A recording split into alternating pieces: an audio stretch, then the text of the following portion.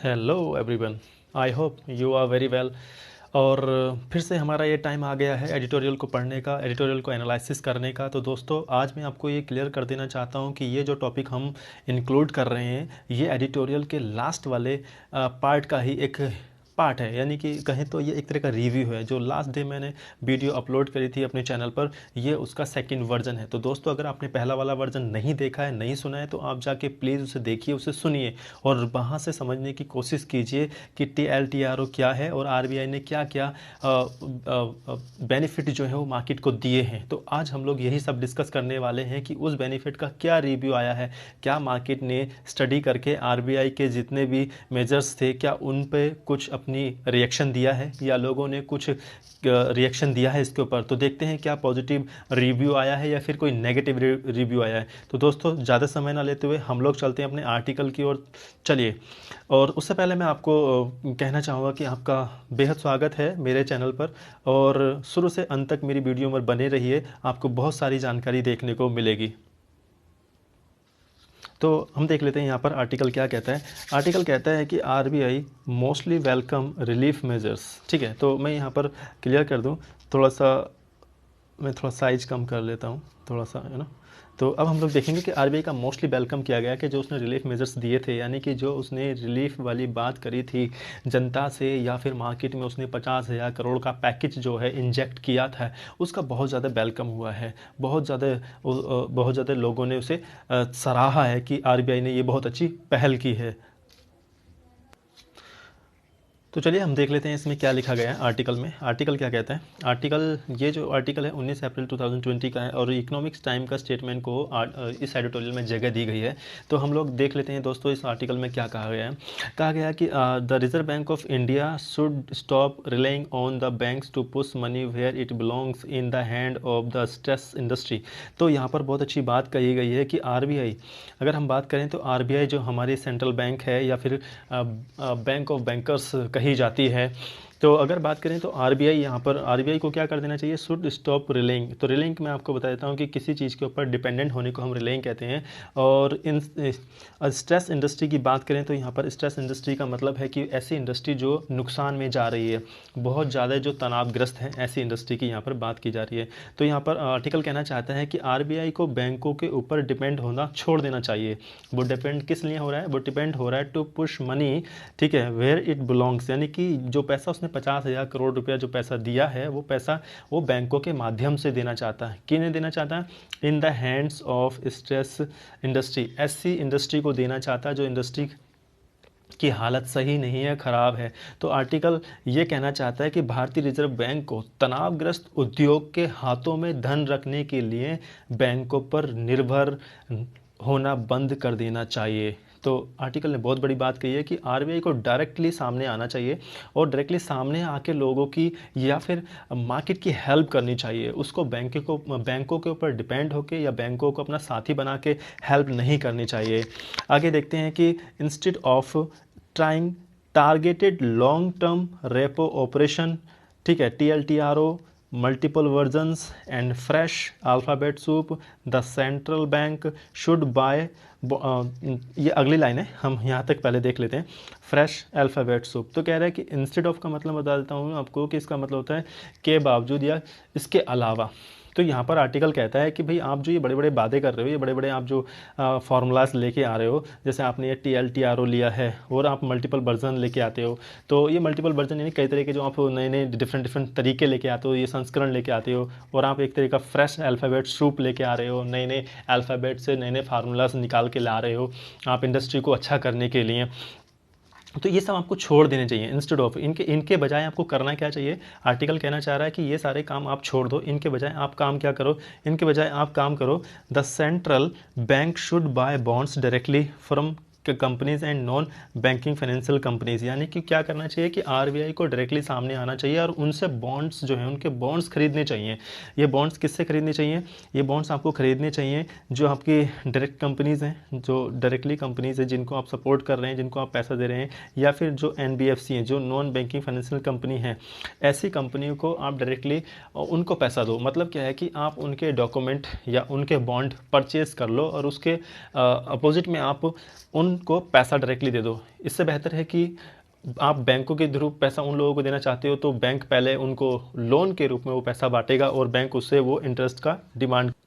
तो देख लेते हैं आर्टिकल आगे क्या कहता है। एंड देन सेल, ठीक है, और कहता है कि and then sell them into the secondary market. और आपने क्या करा, वो आरबीआई से कहना चाहते हैं कि आप डायरेक्टली जो है उन कंपनीज से, एनबीएफसी से या छोटी छोटी कंपनी हैं, आप उनके डायरेक्टली बॉन्ड परचेज कर लो और उनको आप सेकेंडरी मार्केट में जाके बेच दो।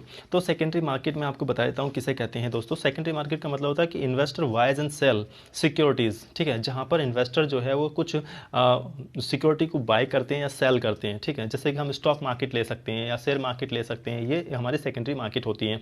तो ये जो है अगर बात करें तो ये इकोनॉमिक्स टाइम के थ्रू कहा गया है और ये एडिटोरियल ने यूज़ किया। तो हम सिंपली बात करेंगे कि एडिटोरियल क्या कहना चाहता है। एडिटोरियल जो है एक आरबीआई को सलाह दे रहा है, एडवाइस दे रहा है कि आप जो पैसा इंडस्ट्री में को देना चाह रहे हो, ऐसी इंडस्ट्री जो इस कोरोना की वजह से पीड़ित हैं या बहुत ज़्यादा टेंशन में आ गए हैं या बहुत ज़्यादा बंद होने के कगार पे हैं या क्राइसिस में अटक गए हैं आके, तो आप रियली क्या करो, आप डायरेक्टली उनके बॉन्ड्स परचेज कर लो।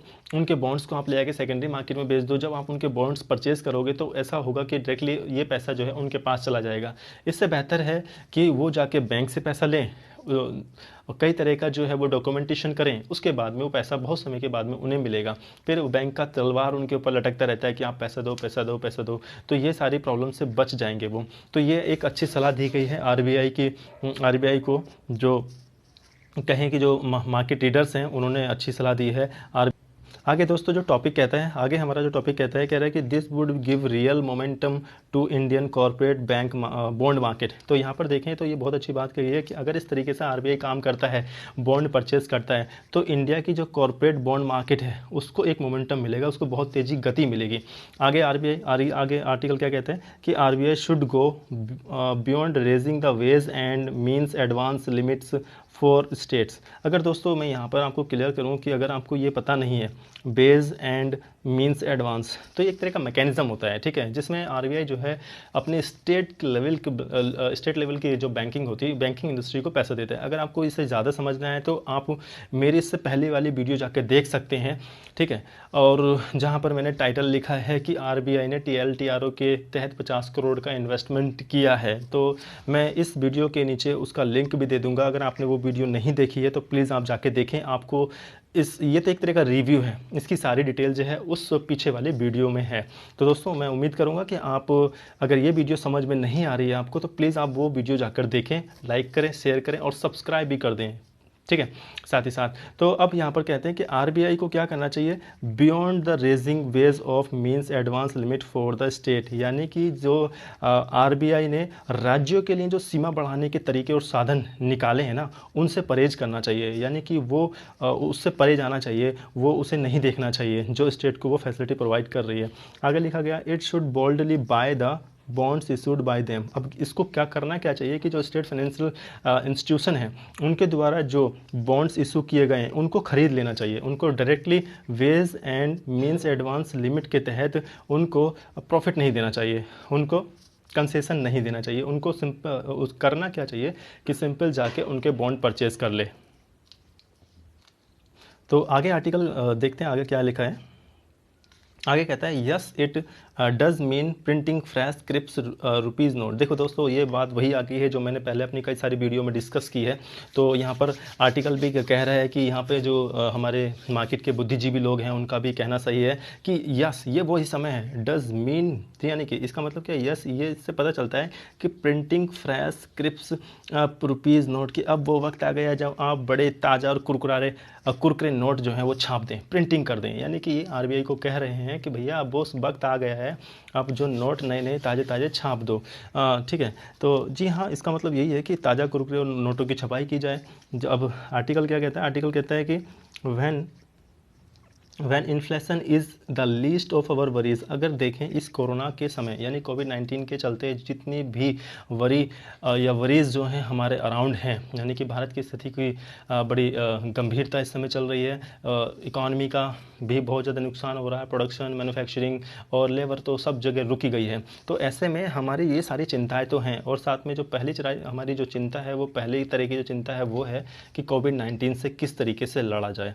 और ऐसे में जो इन्फ्लेशन वाली बात है, जो मुद्रास्फीति की बात है, जो मंदी की बात है, वो हमारी सबसे छोटी सोच पर डिपेंड करता है, वो सबसे छोटी चिंता है हमारी। तो अगर हम कहें तो ऐसे समय में ठीक है, why not right now white note, तो ऐसे समय में नोट छापने वाली जो ये सिचुएशन है, ये तो हो ही सकता है। यानी कि आर्टिकल कहना चाहता है कि जब मुद्रास्फीति अभी हमारी चिंताओं में से सबसे कम है, तो ये क्यों नहीं कि हम नोट छाप लें। और जैसे कि इंटरनेशनल जो बहुत सारे इकोनॉमिस्ट हैं या बड़े बड़े मार्केट ट्रेडर हैं, उन्होंने भी यही बहुत सारे कंट्रीज़ को सलाह दी है कि आप ऐसा कर सकते हैं। आगे आर्टिकल देख लेते हैं, आगे आर्टिकल क्या कहता है। आगे आर्टिकल में लिखा है कि RBI on Friday announce for liquidity enhancing measures, 4 measures for regulatory easing and 1 measures for prudential regulation on banks. तो यहाँ पर बात करते हैं, यहाँ क्या कह रहा है कि फ्राइडे को RBI की तरफ से एक अनाउंसमेंट हुआ था, जिसमें 4 लिक्विडिटी इन्हांसिंग मेजर्स दिए गए, यानी कि 4 ऐसे लिक्विडिटी को इन्हांस करने वाले उन्होंने इंस्ट्रूमेंट बताए, और साथ ही साथ 4 मेजर्स उन्होंने दिए रेगुलेटरी ईजिंग, यानी कि जो रेगुलेटरी बॉडी है RBI को, उसको थोड़ा ईजी करने के लिए 4 मेथड यहाँ दिए गए, and 1 measure of prudential regulation on bank, और एक मेथड उन्होंने दिया कि भैया आप विवेक का इस्तेमाल करके, आप शांति का इस्तेमाल करके आप बैंकों को किस तरीके से रेगुलेट कर सकते हैं। यानी कि फ्राइडे को RBI ने 4, 4, 8 और एक 9 ऐसे रेगुलेशन दिए हैं, जिससे इस इंडस्ट्री को एक अच्छी पहल मिल सकती है, एक अच्छी सिक्योरिटी मिल सकती है। तो कहें तो RBI क्या कहना कहें तो यहाँ पर RBI के नज़रिए से हम देखें तो क्या चाह रही है कि RBI ने शुक्रवार को 4 तरलता बढ़ाने वाले उपायों, नियामक सहजता के 4 उपायों, ठीक है, और साथ ही साथ बैंकों पर विवेकपूर्ण विनियमन के एक उपाय की भी घोषणा की है। तो आगे आर्टिकल लिखता है, आगे आर्टिकल लिखता है कि all the regulatory changes are welcome. तो भैया जितने भी रेगुलेटरी चेंजेस हुए हैं वो उनका तो बड़ा स्वागत करती है, ठीक है। मार्केट अगर बात करें तो मार्केट कहना चाह रही है कि जो आपने रेगुलेटरी चेंजेस किए हैं उनका हम बहुत ज़्यादा स्वागत करते हैं। The liquidity measures are less wholesome, लेकिन इसमें से बात करें कि जो आप तरलता वाली बात कर रहे हैं, तरलता को आप कंट्रोल करने वाले, मेजर्स करने वाले जो आपके इंस्ट्रूमेंट हैं वो थोड़े उतने मजबूत नहीं हैं जितने कि आपने रेगुलेटरी को चेंज करने वाले मेथड यूज़ किए। आगे आर्टिकल लिखता है अगर हम बात करें जो लिक्विडिटी मेजर्स करने वाले इंस्ट्रूमेंट हैं, उनमें से एक की आर्टिकल ने बात की है, वो है रिवर्स रेपो रेट, कि आपने रिवर्स रेपो रेट को कम कर दिया। कितना कर दिया? वो पहले था आपका 4%, अब आपने कर दिया 3.75%। Is a confession that RBI pierce hope, ठीक है। तो यहाँ पर आर्टिकल कहता है कि जो RBI की पायस होप है that making liquidity available to the banks will automatically push money to India's economy agent has been belied, ठीक है। तो अगर हम यहाँ पर देख रहे हैं कि आर्टिकल क्या कहना चाह रहा है, आर्टिकल को हम लोग थोड़ा सा अच्छे से समझ लेते हैं कि भैया आर्टिकल कह रहा है कि आपने जो लिक्विडिटी को मेंटेन करने वाले कुछ इंस्ट्रूमेंट दिए हैं उनकी थोड़ी सी कमी रही है। तो जैसे कि आपने रिवर्स रेपो रेट को घटा के 3.75% कर दिया, इसका कुछ ज़्यादा उपयोग नहीं हुआ, इसका कुछ ज़्यादा इम्पैक्ट नहीं पड़ा है। तो RBI यहाँ पर कन्फेस करता है कि जो उसने एक बायस होप रखी है, बायस मतलब होता है कि जो एक क्लियर RBI का यहाँ पर जो क्लियर विज़न है, यहाँ पर जो एक उसकी होली थिंकिंग है, तो जो पायस होप है क्या, यानी कि RBI यहाँ पर बिल्कुल क्लियर कर देना चाहता है कि जो लिक्विडिटी अवेलेबल है बैंकों को दी गई, यानी कि जितना पैसा बैंकों को दिया गया है वो ऑटोमेटिकली पुश हो जाएगा, India's economy agent has been belied, ठीक है। ऐसे जो इंडियन इकोनॉमी को तेज़ करने वाले एजेंट हैं, ठीक है, जो बैंकिंग है या फिर नॉन बैंकिंग है, वो सारे के सारे एजेंट जो हैं ये पैसा मार्केट में पहुंचा देंगे, ऐसा RBI का बहुत बड़ी होप है। आर्टिकल इस तरीके से आगे कहता है। तो आगे जो आर्टिकल कहता है देख लेते हैं, उसमें क्या कहता है। आर्टिकल कहता है कि the banks have simply been parking ever larger sums with RBI under reverse repo. तो यहाँ पर लिखा गया है साफ साफ कि banks have simply been parking, यानी कि जो बैंकें हैं वो कभी कभार, एवर का मतलब कभी कभार होता है, कि यहाँ पर जो है the banks have simply been parking ever larger sums with RBI under reverse repo, यानी कि जो बैंकें हैं वो कभी कभार RBI के साथ रिवर्स रेपो रेट के तहत कभी कभार जो है बड़ी अमाउंट के साथ बड़ी अमाउंट के साथ वो साझेदारी करते रहते हैं, या फिर वो इतनी बड़ी अमाउंट को आरबीआई के साथ पार्किंग करते रहती हैं। आगे आर्टिकल कहता है कि cutting the reverse repo rate will not automatically persuade bankers to start lending to business. तो आर्टिकल कहता है कि cutting the reverse repo rate, जो इसमें आपने रिवर्स रेपो रेट में जो इसमें कटिंग करी है या उसमें कटौती की गई है, इससे कुछ फ़ायदा नहीं होने वाला। Will not automatically persuade bankers, ये डायरेक्टली जो है बैंकर्स को कुछ फ़ायदा नहीं करने वाला, यानी बैंकों को मनाने वाला नहीं है कि वो स्टार्ट करें बिजनेस के लिए पैसा देना। यानी कि जो आरबीआई ने रिवर्स रेपो रेट में 25 बेसिस पॉइंट की जो कटौती की है, उससे बैंकों को कोई प्रभाव होने वाला नहीं है, खासतौर से कि बैंक इस बात के लिए राज़ी हो जाएं कि ज़्यादा से ज़्यादा पैसा जो है वो बिजनेस के लिए देना शुरू करें। आगे आर्टिकल कहता है कि बैंक्स बैड लोन बर्डन, तो जो बैंकों पर अगर बात करें, बैंक इसके लिए तैयार क्यों नहीं होने वाले? बैंक इसके लिए तैयार इसलिए नहीं होने वाले, उसके लिए कुछ रीजंस लिखे गए हैं कि बैंक्स बैड लोन बर्डन, बैंकों के ऊपर बहुत ज़्यादा बैड लोन का बर्डन है, साथ ही उनका fair of legitimate banking decision being incremented, और साथ ही से जो बैंकों का जो कानून है या अधिनियम है उनको जो है बहुत ज़्यादा कम किया गया है या उनको घटा दिया गया है, उनको नज़रअंदाज कर दिया गया है। और दूसरी बात, and absence of any reward for taking a risk and making a loan, loan देने पर या किसी रिस्क को मेंटेन करने के बाद बैंकों को किसी तरह का कोई रिवार्ड नहीं मिलता। ये सारी जो हैं ये भी कमियां हैं। आगे कहता है कि as opposed to sitting on the funds and parking with the RBI, तो आरबीआई के साथ इतने बड़े इतनी बड़ी अमाउंट का पार्किंग करना और इस सारे फंड्स के साथ बैठना, ये सारी चीज़ें जो हैं वो बैंकर्स के लिए आज भी सोच का विषय बना हुआ है। तो आगे कहता है कि these need to be tackle first, तो ये सारी समस्याएं पहले जो है इनका समाधान हो जाना चाहिए। यानी जो बैंकों पे ऊपर जो बैड लोन का बर्डन है, उनको जो डर है कि हमारी जो पॉलिसीज़ हैं वो बीच में रोक दी जाती हैं, या फिर वो लोन देते समय जो सिक्योरिटी यूज़ करते हैं बाद में वो कम कर दी जाती है, मतलब किसी भी तरीके से ये होता है कि बैंकों को नुकसान होता है हर तरफ से, कुछ गवर्नमेंट की तरफ से, कुछ पॉलिटिकल प्रेशर की वजह से, कुछ मार्केट की वजह से। तो ये सारी चीज़ें, जो ये सारे रिस्क हैं वो पहले सारे कम किए जाने चाहिए। आगे आर्टिकल लिखता है कि larger refinance for national bank for agriculture and rural development, यानी कि NABARD bank, small industries development bank of India SIDBI bank, और आपका national housing bank NHB is welcome. यानी कि जो आरबीआई ने 50,000 करोड़ का जो पैकेज बॉन्ड्स और सिक्योरिटीज़ के रूप में दिया है, ये सारे बड़े बड़े जो नेशनल फाइनेंस इंस्टीट्यूशन हैं, ये सारे के सारे आरबीआई के इस कदम का या इस पहलू का बहुत ज़्यादा स्वागत करते हैं। आगे आर्टिकल लिखता है कि दिस एजेंसीज नो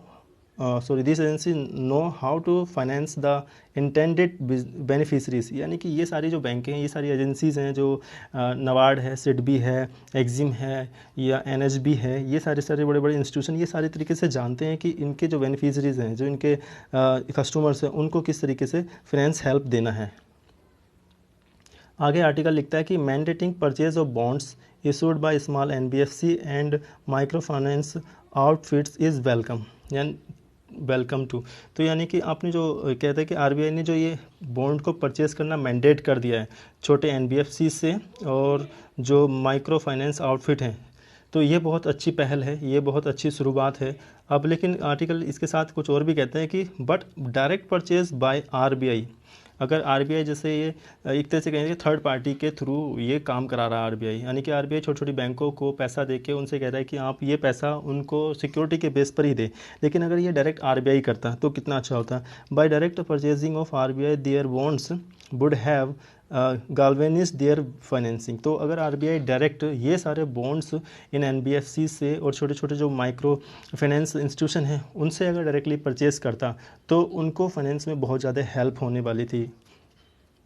आगे आर्टिकल कहता है कि the grace period of 1 year for real estate is most welcome, यानी कि जो ग्रेस पीरियड दिया गया है TLTRO के तहत ये बहुत ज़्यादा प्रशंसनीय है। आगे आर्टिकल लिखता है कि as is the hold on asset classification during the moratorium on debt servicing, और साथ में जो एक एसेट क्लासिफिकेशन है, ये कल मैंने आपको बताया था, मेरी जो लास्ट वीडियो है मैंने उसमें ये डिक्लेयर किया था कि जो एसेट क्लासिफिकेशन है बैंकों की तरफ से क्या होता है। ये आपके लोन अकाउंट की बात की गई है यहाँ पर। तो जो आपका लोन अकाउंट है अगर वो एनपीए में कन्वर्ट नहीं हुआ है तो वो अभी तक मोरेटोरियम पीरियड में ही रहेगा, ये आरबीआई की तरफ से क्लियर कर दिया गया है। तो मार्केट ने इसका भी बहुत ज़्यादा स्वागत किया है। और आगे आगे आर्टिकल लिखता है कि RBI would have more such announcement we hope.